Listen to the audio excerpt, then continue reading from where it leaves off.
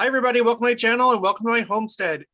Today, I'm doing an interview with Tyler Cragun from the Greatest Cause channel. He just started a new channel and it's going to be, I think, kind of similar to what I'm doing. He's into the Second Coming and stuff like that. He's been a subscriber on my channel and had a lot of good conversation with him in the comments. So, now I don't want to speak for you, Tyler, but what is your channel going to be about, or what do you plan to cover? Yeah, so thanks for having me on, by the way. Yeah. So I'm mainly I'm going to be doing coverage of general conference talks. I know I'm going to have more content um, that will focus on like Second Coming or maybe more just like general analysis of conference, but I'm mainly focusing on condensed videos that cover different quotes from general conference talks. So like I just did my first video was with Elder Golden's talk about the Second Coming and preparing for that, Yeah. and then I did President Nelson's talk about temples. Um, but those just kind of cover just like a few quotes from them, and I'm gonna be doing most of my content is gonna be pretty much that. Mhm. I may do other videos, but you know that's kind of what it mainly is. And like what inspired you to do it? Like for me, when I started, I just like got the feeling, like I just it came out of nowhere. Maybe it was the spirit, but I just kind of like got that prompting. What was it for you? Or like have you been thinking about this for a while? Yeah, so it's kind of funny. I've been thinking about it for like 3 months, especially. I was planning on starting it like 2 or 3 months ago. But so a little bit of background, and I've mentioned this before in some of the comments, but like I'm a video editor. Mhm. I do freelance work, and um, film is kind of a big thing for me. Very passionate about it, and so I think I got a lot of technical stuff got in the way of me actually doing this.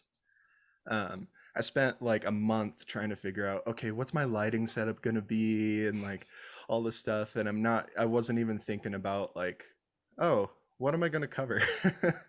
But like, I've always wanted to do a YouTube channel, but as seeing a lot of content like from you, from Brother Palmer, from Dispensation, like all these channels, it made me want to speak my own, kind of speak my mind about some of these things. And um, I've been feeling prompted, especially in the last couple of weeks, to do it. I'm like, I don't know what I'm supposed to be doing, but I know that I want to help gather Israel, and that's kind of the main point of my channel. I was listening to Brother Wilcox. He did a devotional a month ago. It was called "There's a Hurry." It's really good if you want to check it out. Oh yeah. Um, but he had a line in there that was really pivotal for me because I had been thinking like I really want to do this, and then you had said stuff just like, "Hey, if you want to start a channel, you should start a channel," and that kind of encouraged me. And Oh then good. and then hearing Brother Wilcox be like, "Hey, um, you need to consecrate all your time, talents, and energies to the Lord. Don't wait until you're rich enough, until you have enough time, or until you're talented enough." Because he's like, if you're gonna wait for those things, you're never gonna do it. And I'm like, Yeah. okay, I'm gonna just have my camera on my desk. I have a nice mic, so it's fine, and I don't need to worry about lighting. I don't need to worry about like what the channel logo is going to be. It's literally just italics of like the Times New Roman font or something. Yeah. I'm like, whatever, man. It kind of goes against um, some of my desires as a video editor and as like like wannabe filmmaker, I guess. But I'm trying to simplify and keep these videos short because I've been kind of wanting to do an sorry, this is kind of a long answer. No, no, go. No, you're good. You're good. Keep going. um, but I've kind of wanted to do content very closely that would closely resemble your content of like, hey, I'm gonna make like hour-long videos of like going in depth into like certain topics. And I realized I'm like, I can't do that without editing and Mhm. myself because I'm very hard on myself and how I speak. And I thought that's going to be a lot of effort. And so I've kind of made the conscious effort to try to keep these videos as short as possible. I don't want to do anything longer than 15 to 20 minutes if I can help it. Mhm. um, but the main point of the videos that I'm doing is to get people to listen to those conference talks. Even if they don't agree with some of the points that I'm making, I want it to spark their interest and be like, wait, Elder Golden said that? Wait, I need to watch this. And then they can come to their own conclusions. Yeah, So, and yeah. that's good. Because, like, look, what I've noticed is that um, with missionaries, with officially called missionaries, their work has kind of changed. Like when I went on a mission, we didn't do anything with social media. It was all strictly just like, well, I was in Spain, so we walked everywhere, but it was just like making cold contacts with people in the street and or getting referrals from members. But today's missionaries, they're being encouraged to use social media as a tool, and I've seen them like put effort into it and put together like little kind of like skits or things that to put on Facebook. And I think it can be effective, but I think what's even more effective is exactly what you're doing, what I'm doing. People that aren't currently missionaries, but can put the church, expose the church to the internet, to YouTube, and get other eyes on the church, and maybe get them interested. So I think it's probably crucial that people like you, me, Troy, Palmer, everybody, as many who are willing to do this kind of content, because I think it's a type of missionary work, and it's also strengthening the saints, and it's definitely gathering scattered Israel. Now, Mhm. we had kind of talked in the comments, or we've kind of talked in the comments about like uh, timelines. Like, how do you feel about timelines and like other people that have put together timelines? Well, I kind of have I pretty much share a very similar opinion with you. Just like I don't love timelines because I think it's important to try to put things in perspective, and like the timelines that I've appreciated have been like just the relative events of like this comes after this or these happened at the same time. It's like I appreciate that, but I feel like a lot of people get them wrong because while in the scriptures there's like and then or phrases like and then or and it came to pass or like all these things where people say like, "Oh, so that must be sequential. That must be mean it's after instead of, who knows? Maybe like Adam and um, the Battle of Armageddon are happening simultaneously. We don't know." Yeah, And I think there's just like, I mean, that's just an example, but I appreciate the time and effort people put into it. But I think at the end of the day, it's important to remain flexible. yeah. Because if you don't, then I think that I've said it a number of times. I think if you don't, then you run the risk of looking beyond the mark and missing stuff that doesn't happen the way that you thought that it would. Um, do you how do you feel about the concept of a 7-year tribulation period? I have not really studied it. From what I understand, from the things that I've seen, I think people have derived that from Daniel's 70 weeks, and I started to kind of like research that. Um, and I can't really tell that Daniel's 70 weeks has to do with our time or the second coming, based on like the chapter heading of the chapter that it's in other church material. It seems like it was simply the 490 years that would go by between the Babylonian exile and when Christ would come the first time. But I see people trying to use that and apply it to like extend it all the way to like where we are right now. And what do you have any thoughts on that, or do you think that there is a 7-year tribulation period? Do you know anything about it? So you must have seen my comment on the Facebook group page, huh? Or no? Maybe. Okay. So, uh, a few weeks ago, someone had made a comment about like the 7-year tribulation and stuff like that, and I'm like, What are you talking about?" And I kind of called them out on it. I'm like, I feel like the only place that I had heard that was from a specific YouTuber that I won't mention, Yeah, yeah, but like I had only ever heard it from that one person, and I had looked it up, but it's like it seems like that's more of like a Protestant belief. yeah, Um, and and there was a little bit of back and forth with this person, and I'm like, I obviously there's tribulation in the last days, but like I don't I don't necessarily think there's a specific 7-year period, and if there is, it's not explicitly stated by any official church source that I'm aware of. Hmm. Um, a lot of people talk about the two solar eclipses, Yeah, um, and I think there is definitely significance to that, but I think too many people look way too into it. Um, but as far as the 7-year tribulation thing in the last days, I don't feel like that's exactly doctrine, yeah, though it might be a good educated guess, but yeah. that's kind of my opinion. I'd have to look into it more. I don't. I just based on what I've already looked at so far, I don't think that it is part of our doctrine. I think that there's probably members of our church that get excited about these things, and they're looking at what other religions are saying, and evangelicals especially, they're like really into it. And I watch a few myself, and they all talk about that 7-year tribulation period. Sometimes they Mhm. call it the time of Jacob's trouble, I believe. But Yeah.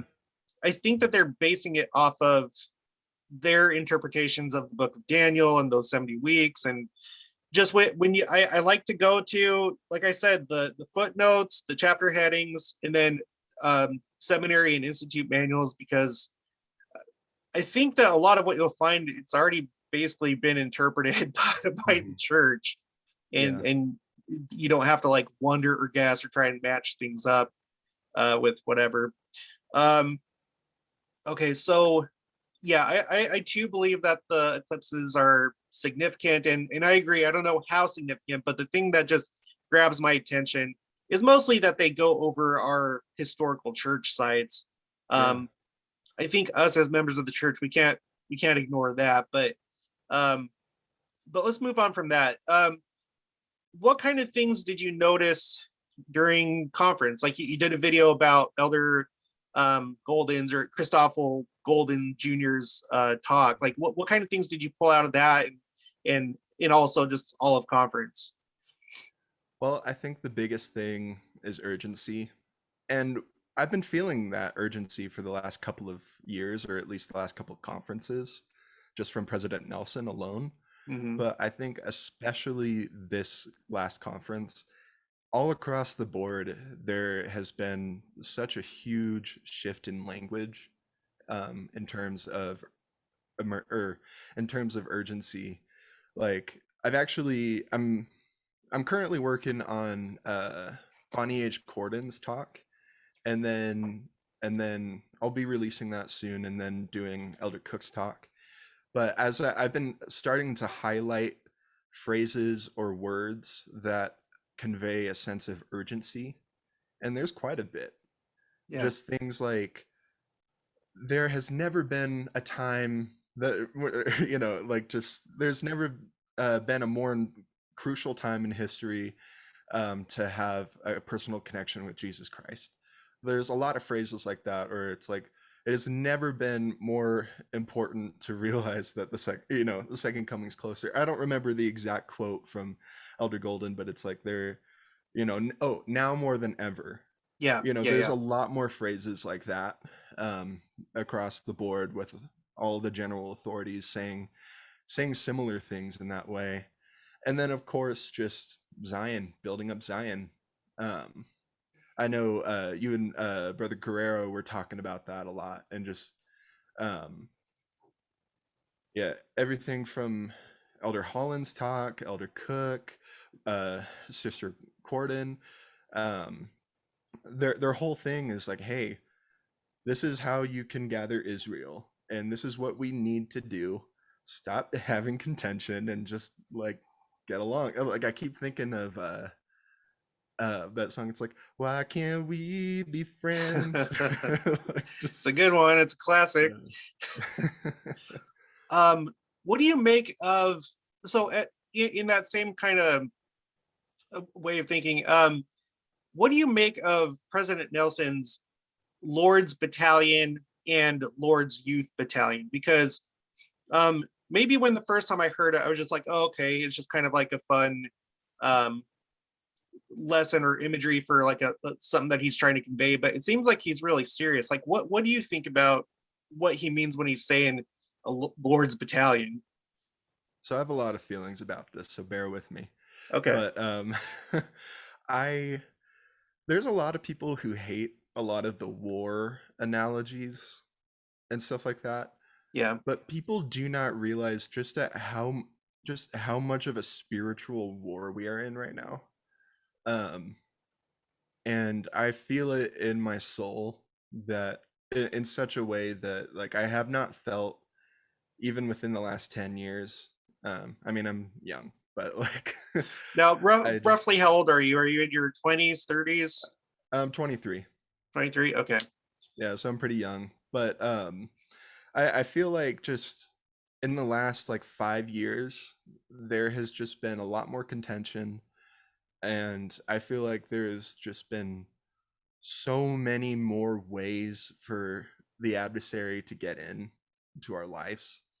And just like trying to go onto YouTube, there'll be even just like YouTube ads that have like really provocative imagery, all this stuff. I mean, I could ramble about that, but Yeah. um the I've been feeling it in my soul just how much Satan is trying so freaking hard to to get us to be distracted, to get us to do all these things, and it really is a war, and we have to stand up for truth and righteousness. And I think a lot of the now this is just an opinion, but I think a lot of the war imagery and um all of that like type of physical violence and stuff when referred to the last days, there is a lot of that, and we're seeing a lot of that. There is actual war, there is actual riots and violence, but I think even more so we are seeing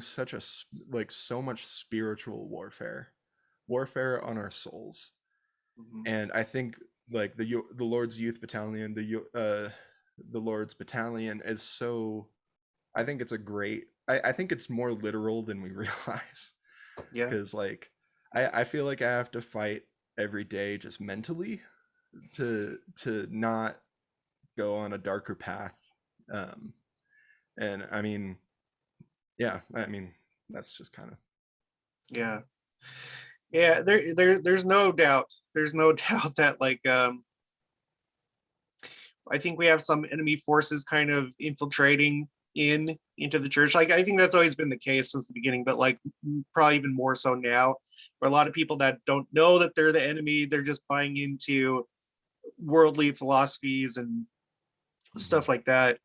Um, how do you feel about President Nelson saying that the church has reached a hinge point?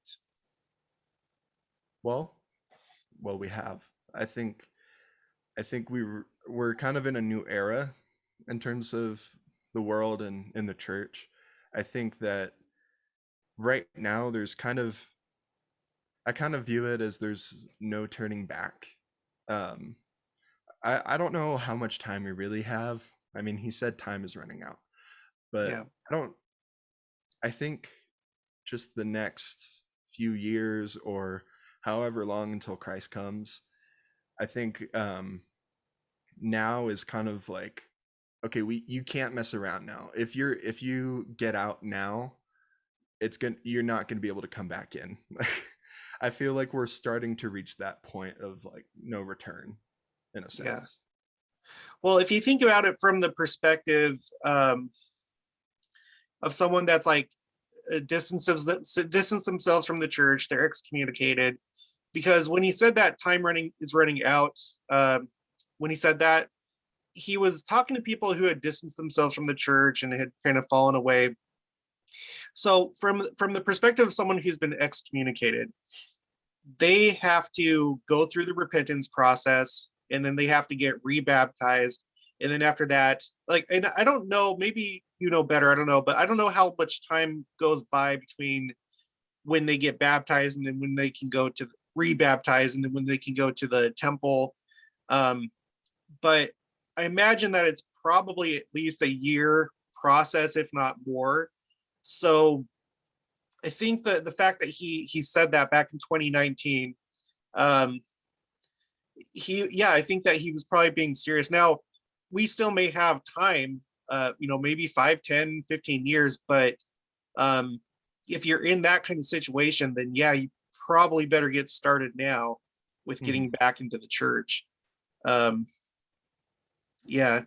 Now, do you think that COVID is significant when you think about the second coming? Like, do you think that it's a sign of the times, or It's somehow the it's desolating sickness. is that how you view it? Yeah. And I think it's possible that it's not the last thing. Like I think it's very possible that there could be something way worse. So I'm still open to that, but I believe it's the desolating sickness, and I think President Nelson believes that because it's in his footnotes. Um, and I think it was kind of like a dry run in a sense of like, or I don't know who said it. I don't remember where I got this from, but someone said almost said it was like a stress test for the Yeah, church and the world. yeah. And I firmly believe that. And I think it's just kind of like, well, for me personally, I just before COVID hit, I was kind of struggling with activity in the church.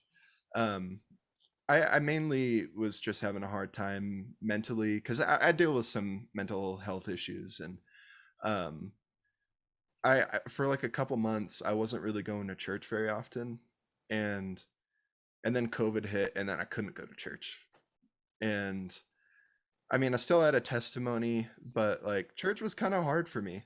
Um, I just didn't love my ward at the time. Um, Mhm.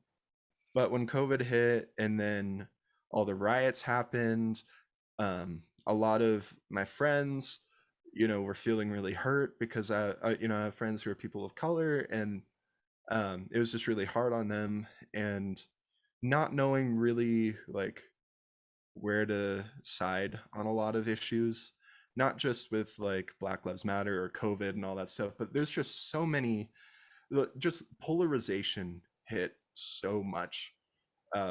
And I'm like, was just trying to scramble of like what to make of all of it, and then everything happening with church with there was Come Follow Me that happened like the year prior pretty much, and or a couple of years prior, and I kind of thought, wow, I need to I kind of need to step it up because I'm like, maybe the second coming is sooner than I thought. And it was, long story short, it was a huge wake up call for me. And I, not that I was losing testimony before, but I think I was starting to fall asleep. Um, not too long before this, I was a returned missionary, and I, I was feeling strong, and then I feel like I was starting to just get a little lazy with things, or maybe just pulling my focus away from the gospel Mhm. and focusing more on other things, even if they're good, Yeah. or even great. Like I felt like, Distractions. yeah, I was getting distracted, and so COVID was a huge wake up call for me personally. um, President Nelson's talk from the previous conference before this, uh, what we are learning and will never forget, from priesthood session, was huge for me. I resonated with it so much because he said, if COVID, if the last year has caused you to want to change and to wake up, like then this year has not been in vain. And I'm like, okay, yeah, good. I'm glad I kind of woke up because I've been starting to see things as they are now. Like I used to have very strong feelings politically, and just like I was getting caught up in just contention in a Yeah. lot of ways, and especially in the last few months I've realized like I don't care about this. Like I hate politics. I hate all of these debates with like any social issue. And I mean, not that I should ignore them or they're not important, but a lot of them just, there's no winning. Yeah. And I've, the reason why I call my channel The Greatest Cause is mainly because of President Nelson's quote where he's like, this is the greatest cause. which is the gathering of Israel. But there's so many causes in the world that you could die on a hill for. And I'm like, well, I want to die for Christ. I want to fight for Christ and gather Israel and all that stuff. And Hmm. so, just for me personally, COVID-19 was probably the best thing that happened to me because Yeah. it got me to wake up spiritually more than I've ever felt before. And I'm sure that if it happened to you, you're probably not the only one. It's probably been a wake up call for a lot of people. It's Right. something that I think probably was planned in some way, but even though it may be the doing of men, if that is the case, um, the Lord can turn all of Satan's plans for good, and Hmm. it seems to be a positive effect. And I would probably tend to agree with you about it being the scourge that's spoken of in scriptures, and we're not even done with it yet. It's not, Right. behind us. Like who knows what'll happen next? But Yeah, we're yeah, I approaching would. winter and it gets worse in the winter. So, Yeah. yeah. So, all right. Now, have you looked into, and I'm not like too big into this, but I do find it kind of intriguing. Have you looked into or watched videos about Ezra's eagle? Yes. Do you have any And opinions about that? um I think there's something to it, but okay, I feel like I've been a little flippant with some of your some of your questions about this stuff, but it's kind of like I feel like it's kind of nonsense. I think Ezra's eagle is nonsense. And there are going to be I know that there are going to be some people in comments right now, they're going to be like, "Are you kidding me?" But Yeah, like I it seems like people are trying to put in different interpretation, or they're really trying hard to squeeze in a certain interpretation, and it just doesn't work. Like they're talking about like the terms of like United States presidents, and I'm like, but it's like, no, Joe Biden or like Donald Trump wasn't the short feather, or like all this stuff, or there's just things like that. It's like that it doesn't add up. And yeah, I think there might be some significance to it, but I don't think there is a clear interpretation, and I feel like it just kind of causes confusion. yeah. And yeah, you could be right. I've never directly studied it myself, and for anyone that doesn't know what we're talking about, it comes from an apocryphal book, supposedly written by Ezra. And there's an eagle, and there's the eagle has two wings, and it has different lengths of feathers. And there have been people in the church that have interpreted that to mean, um, like each feather is like a presidency of a president of the United States and how many terms they serve. And um, I can't verify it myself. Um, it is kind of intriguing, but I kind of worry that it gets too much into that realm of like spectacular interpretation of scripture. So I'm not going to discount it, but I was just curious to see what you thought about that. Um, what do you think about the Salt Lake Temple renovation? Like, do you feel like that's significant, or because obviously he's been using it, President Nelson's been using it as like a kind of an object lesson. Do you think that it's Mhm. specifically Second Coming related? Do you get that Absolutely, sense?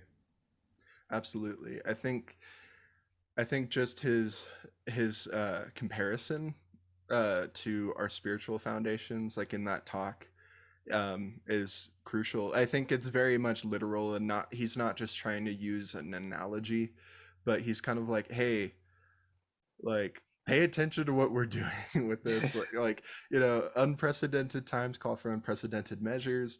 You're gonna have to, I don't remember exactly how he says it, but he's like, you're gonna have to maybe take some precautions that you've never done before.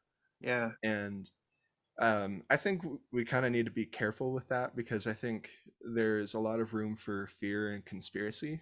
Hmm. um, for me personally, like I've with conference, I felt the push to get more temporally prepared, um, and which that felt kind of weird to me. I'm not a prepper. I'm not. I don't, enjoy a lot of the culture around that, though I can respect some of it. But it was interesting. Like I got the impression during one of the sessions. I think it was one of the Sunday sessions, that was just like, you know how to prepare yourself spiritually, like you know how to do that. Now is the time to learn to be a little more temporally prepared. And I've, I how do I say this? Yeah, I got some 72-hour kits. My wife and I are kind of working on some prep with that. Because I'm a little nervous about how things are going with like food shortages and stuff, but not trying to corral fear or anything like that. I think I think spiritual preparedness is more important. But I found it interesting how uh, conference has just made me think about my own temporal preparedness, and I don't think that's by accident. Now, I don't think that the measures that you may have never taken before, quote from President Nelson, means that you need to become a prepper, you need to do all this, or because I think it mainly implies spiritual preparation. Um, Mhm. I think I think just like all the state of the art stuff that they're doing to the Salt Lake Temple, it's nuts. Like seeing some of the videos or like the 3D rendering, like presentation of like the um or the stuff that they're using is really fascinating. It's like that's pretty high tech. And um I kind of like to think of it like the armor of God. Like you're not just gonna have chainmail and like a leather chest piece, but like you should probably have some like nanotech, like I'm kind of a gamer, so that's Yeah, kind of my mind there. But I think there's just a lot of preparation that we need to make spiritually. I don't know what measures we have never taken before would really imply exactly practically, but I do think it's maybe we need to consecrate more of our time, efforts, and energies. yeah. Well, and he talked about, getting rid of old debris. So it may be unprecedented for you to give up a particular bad habit or something like that. Mm-hmm. Because yeah, I feel like there's been a lot of focus on getting readier, becoming holier, becoming more unified, and becoming Zion, and just like it's like I get the feeling like it's showtime. Like it's Yeah. just about showtime. So take a hard look at yourself and figure out what you need to do. And yeah, I think the prepping should be done probably in moderation. I don't really I don't really like the culture around it either. It's kind of Mm-hmm. weird.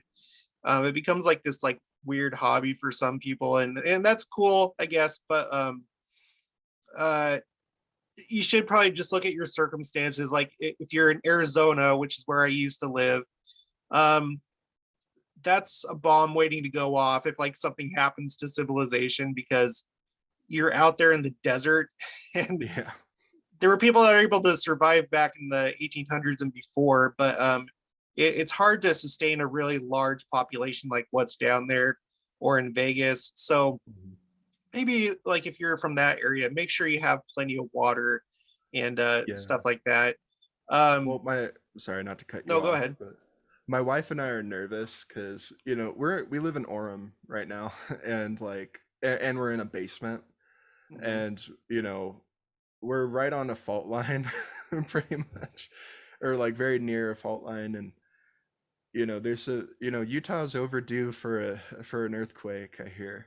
Yeah. And especially with the prep with the temple, President Nelson's kind of ominous quote of like, there will be no safer place in the Salt Lake Valley than in the temple, when it's done being built. And I'm like, oh no, probably got to do some earthquake prep.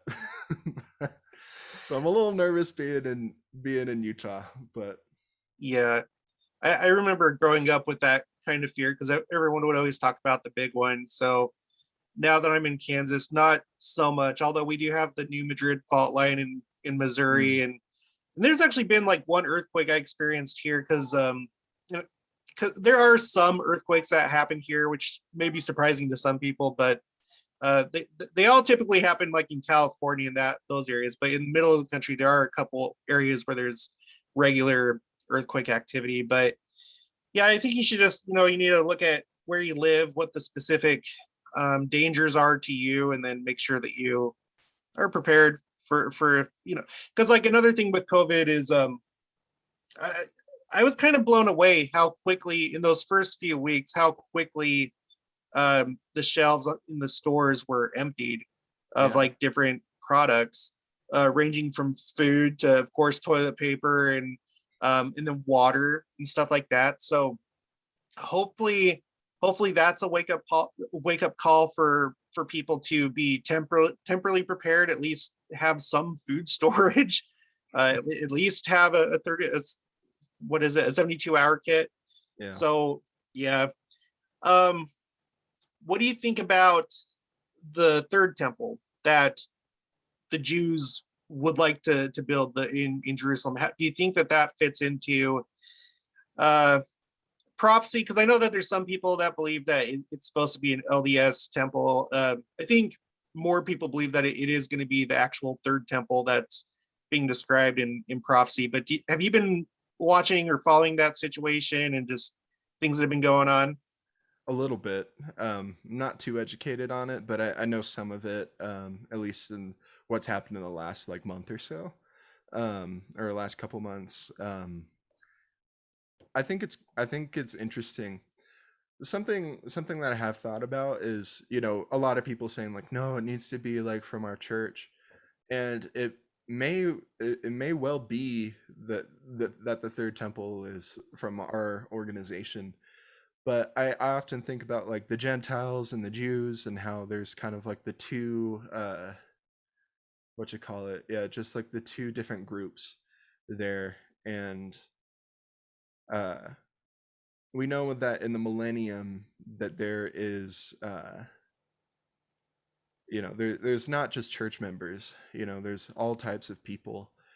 And I wonder if Christ might accept the third temple if it's not from our prophet. Now, that sounds a little weird at like just having that come out of my mouth, but like Mhm. I kind of wonder like does it need to be dedicated for Christ to accept it? And might have to be.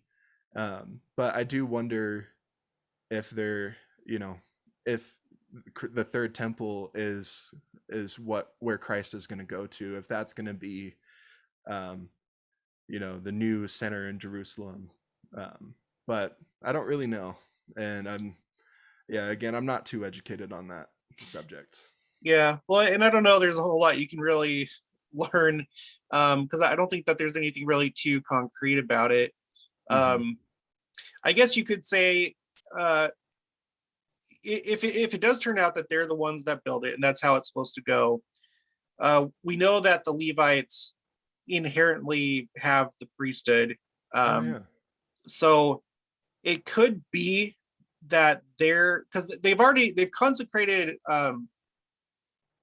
like the altar that they would use, because you have the Temple Institute, which I guess is like the authoritative group that would actually build the temple. They have the schematics, they have all the instruments and tools for the temple ready.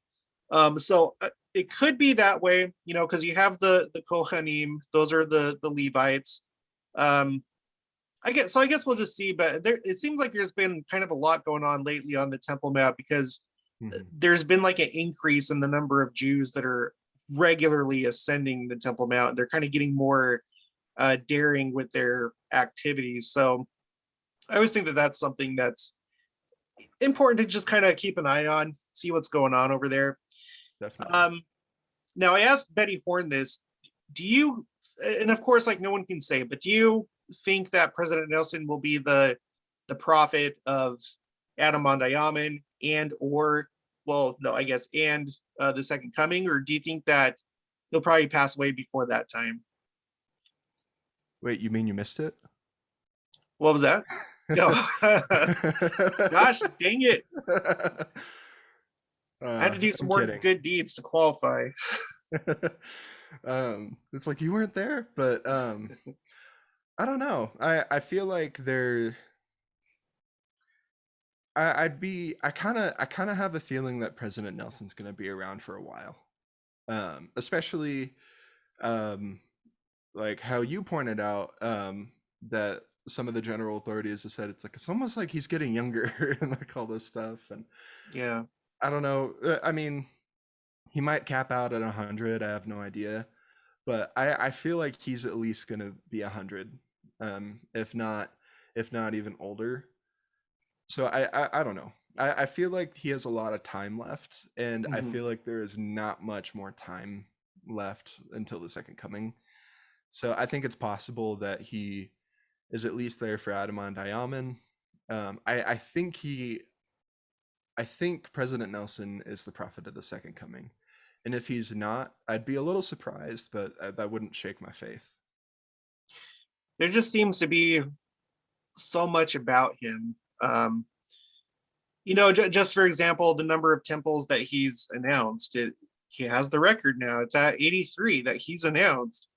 Um, the way he talks, the things he says, like him introducing the Lord's Youth Battalion and the Lord's Battalion, doing the Salt Lake Temple renovation, all the changes that have been happening in the church, which of course a lot of those were probably already in the works before he became prophet. But the fact of the matter is that he is the prophet as they're happening, Mm-hmm. which I think is significant. Yeah. Um, I don't like to go too much into the numerology, but he is the 17th president of the church. So you have the number 7 in there, um, which may or may not be significant. Um, I think the timing of when he was called is interesting because Mm-hmm. this was after 2017, and that was roughly the year 5777 for the Hebrew calendar, and they viewed it as a special year, and that was like the transition point between President Monson, who died in January of 2018, and like within the first few days, and then immediately after that, President Nelson becomes prophet. So it's almost like that year 2017, there were some significant things that happened. President Nelson closed it up, and now we're like in this hinge point era that President Nelson himself has talked about. Mm-hmm. Um, do you have any thoughts about the Hosanna shout that we did in April 2020? I thought that was fascinating because, I've never been to a temple dedication or anything like that, so I had never heard of it um, until it was announced, and I'm like, what's the Hosanna shout? And so I felt a little confused by it, but isn't Hosanna like, doesn't it translate to like God save us? Yeah, Yeah. So I feel like the fact that we did that, I don't know what that, you know, how significant that was in terms of like the second coming, but I do view it as significant um, in terms of COVID because I think because of that, we were able to get the vaccine. And I know some people have a lot of different opinions about the vaccine, but whether that was a good thing for us or not. But in my opinion, I feel like that was a very strong message to Heavenly Father. Like we need help, and I think the vaccine was the answer to that. yeah, Personally, I could see that.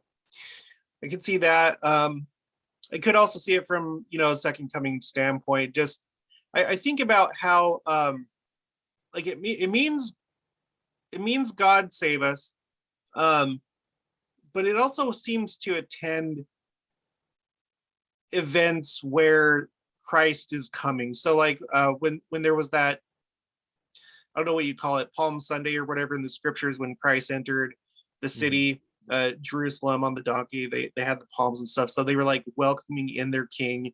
And that was like, because there was the foreshadowing of that with David. He basically did kind of the same thing. And so when Christ did it, it was meant to be like fulfilling that kind of like foreshadowing. Um, and you also get the sense that it kind of also welcomes in the Lord to a newly dedicated temple. So I think that there's also kind of that aspect to it, that it's like come Lord, like we're ready to have you here. So I mean, I don't know. I like that. They did, I think in third Nephi, that there was a part where the Nephites, they shouted Hosanna shortly before he actually descended Hmm. from heaven. I'd have to like brush up on that. I remember that back when I was a missionary because we kind of talked about that, but which could be something to think about because maybe this Hosanna that we did, maybe that kind of corresponds to that story in Third Nephi. I don't know, but it's something that's Yeah. definitely unprecedented. We've never done to my knowledge, there's never been a Hosanna shout in a general conference, and as far as I know, it's only ever happened during this dispensation. It's only ever happened during temple dedication. So Mhm. I don't know. Do you have any thoughts about the proclamation to the world of the restoration that also came out that same conference? Do you think that that was significant, or do you have any ideas why they would have done it, like other than just to commemorate 200 years? Do you think there was more to it, or do you think it was just that? Well, I think about the family proclamation and how like they, at the time, I mean, I wasn't born at the time. That's how young I am. But at a lot of people have said at the time when the family proclamation came out, like, why do they feel the need to say this stuff? It's like, yeah, of course, a man and a woman being married and the role of that, and like, it kind of seemed more like, well, why did this need to be said? And then you see like 10, 20 years later, like, oh, this makes more sense. We like, this is why we need this. And so obviously with Joseph Smith, he and the restoration, there's been uh a lot of contention with church history. I know a lot of people who have a lot of really negative things to say about previous church leaders, including Joseph Smith and Brigham Young, and I don't blame them because there's some bad things that had happened. But uh, I think there's significance to uh, the the proclamation about the restoration and how it's important to know that recognize the significance of Joseph Smith, and if we didn't have him and if we didn't have him translate the Book of Mormon, we would not be here today, and the gathering of Israel would not have happened.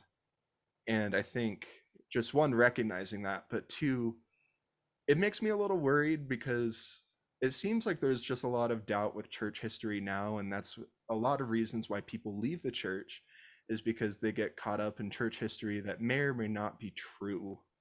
Because I mean, there's a lot of different, there's just not enough information, and most of the information we get from with church history is journal entries. And Mhm. so I think that's kind of a cause for why some people leave. But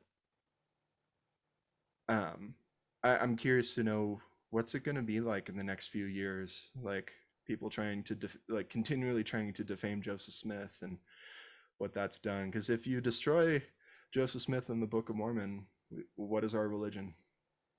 Yeah.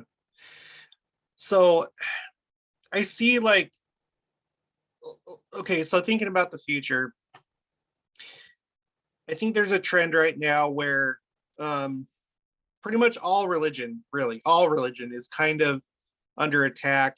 A lot of people are just kind of like giving up old dogmas or whatever, and there's kind of like this creeping in notion of like, oh, just be a good person. You Mm-hmm. don't necessarily need to go to church. There's like a lot of Christians. I feel now I don't have like hard data on this, but I feel like I've seen personally the rise of non-denominational Christians that like now they're not even going to just organized Protestant churches. That they're just non-denominational, and there are non-denominational churches set up, and then you also have people that don't even go to church at all. Like they feel that it's enough just to read the Bible, Mm-hmm. and then stay at home and like in their part of the church simply because they have the Bible and they know what to do. And I feel like that's kind of increasing. And I don't want to get too conspiratorial, but I do see Pope Francis, especially, he seems to be doing a lot of what I think is meant to look like a good thing, bringing religions together. But I feel like he's also kind of like trying to blur the lines.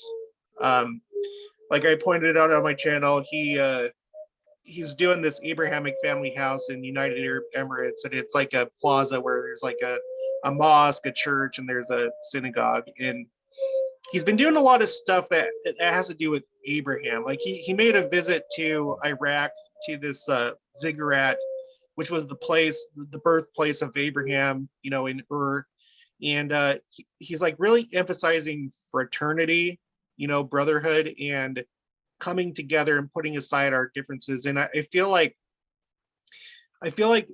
that's persuading some people to kind of like drop the importance of um, the specific principles of their religions, and in traditions and rites and whatever, in that we're at risk for that too. So I wonder if like in future days, we're going to have to be reminded, like, no, there was a restoration. Like, this is not just a feel good church. Like, Hmm. this is for real. Like, the church was here and now it's literally actually back. And don't fall for, all paths lead to the same place. Right. So I don't know. Um, let's see. Let's talk about a couple more things here. Um, I always like to talk to people about this. Elder David A. Bednar. Do you feel like there's anything special about him? Do you think that he's just, a regular apostle, or do you think that there's anything going on with him? He is the one that's assigned to the Middle East, like as his like area, and he recently made a trip there. But do you see any significance with him, or do you have your eye on him at all? Um, not in a, not in a too focused way, I think, or not too much emphasis, I guess, but uh I do think he's really special and significant because, well, for one, he is an apostle, but um I think it was him and Elder Gong who introduced the Muslims and Latter-day Saints pamphlet that's coming out, or maybe it already came out. Yeah, um but like, I think he is helping play a huge role in um getting Latter-day Saints and Islamic culture to kind of cooperate more and to help see each other in a better light. And I think there's a lot of significance in that.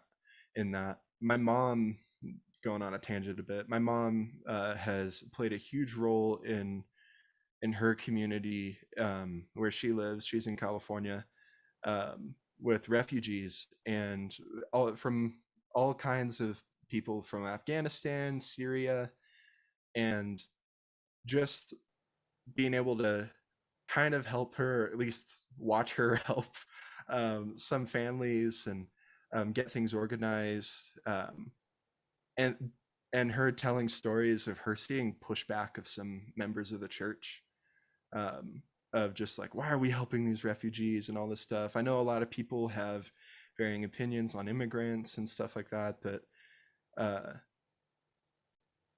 Christ was a refugee, and that, I think that's important to remember. But all of this to say, I'm not trying to avoid the David A. Bednar thing, but all of no, this to no, yeah, say, I think there is huge significance because I think he is going to be helping so much kind of bridge the gap between, um, just the fears that a lot of Americans and also just members of the church have towards Islamic culture.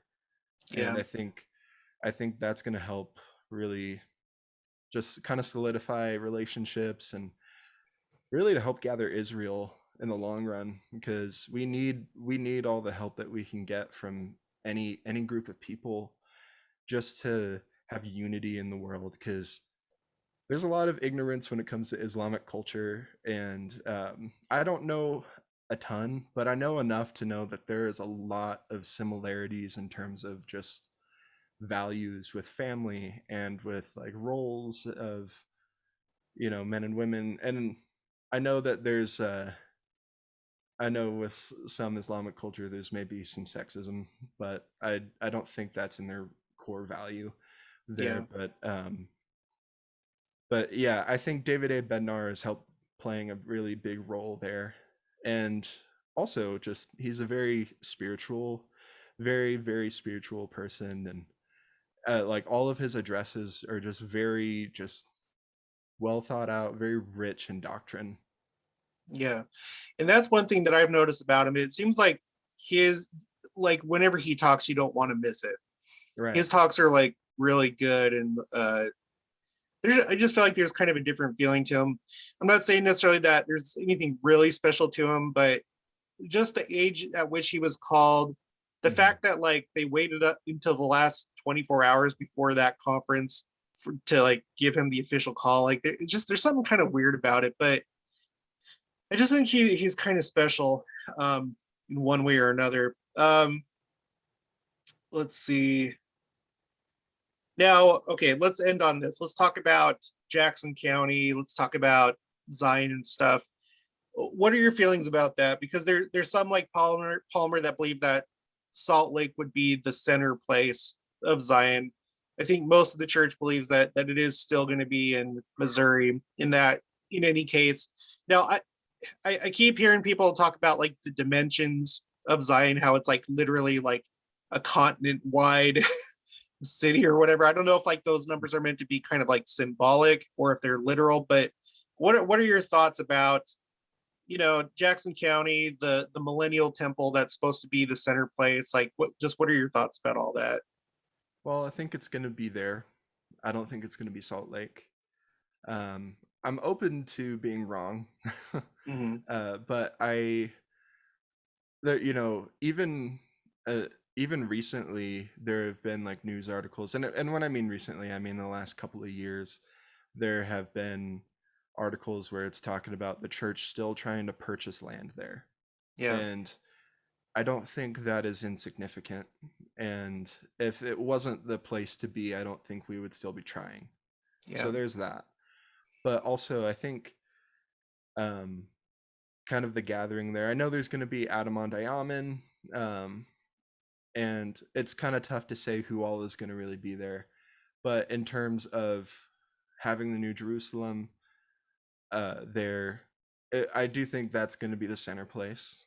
And it's tough to say because there's just a lot of information out. Well, there's not a lot of information out there, but there's a lot of speculation out there.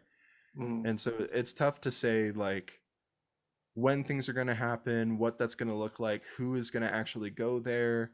Are a lot of members in the United States going to flee there because of anarchy, in the future? And who knows? Like, I still, I'm not giving up on the fact that, or not giving up on the possibility of, we're going to have a huge literal gathering there and we're going to have to build Zion before Christ comes. But Yeah. I'm not entirely sure what that's going to look like, if that's going to happen at all, and who all would be involved. Yeah. But Go ahead. yeah, it's interesting. When it comes to cities, like when we talk about the city of Enoch and how they were caught up, translated, um, I don't think that necessarily means, like the land, the buildings, it could. I mean, I don't know, but it could have just been the people that were taken away, and the same thing may be kind of true with Zion. Like I don't know that it necessarily has to be the actual buildings and the layout and the temple and stuff like that. I guess I have to get more into it, but it could very well just be the people that are, I guess, going to have positions of power there, or like leadership organizations. Like I don't know. I don't know exactly what I think about it. It's kind of a murky topic for me, but I do tend to think that that the center place will be in Jackson County, just because there seems to be stuff out there that substantiates it. Just like what Mhm. you said, the church still trying to get that property. And when the visitor center was built, they consulted the prophet because they were like, well, is this going to fit in with that complex of 24 temples? And like, I don't think that there would. And that was documented by the Interpreter Foundation. They have a really good article about the history of the temple lot. But um, I guess the last thing I'll say, one thing that I think might be happening is I mean, I don't need to tell you, there's a lot of people from California coming to Utah, right? And they're just kind of like flooding the Western United States.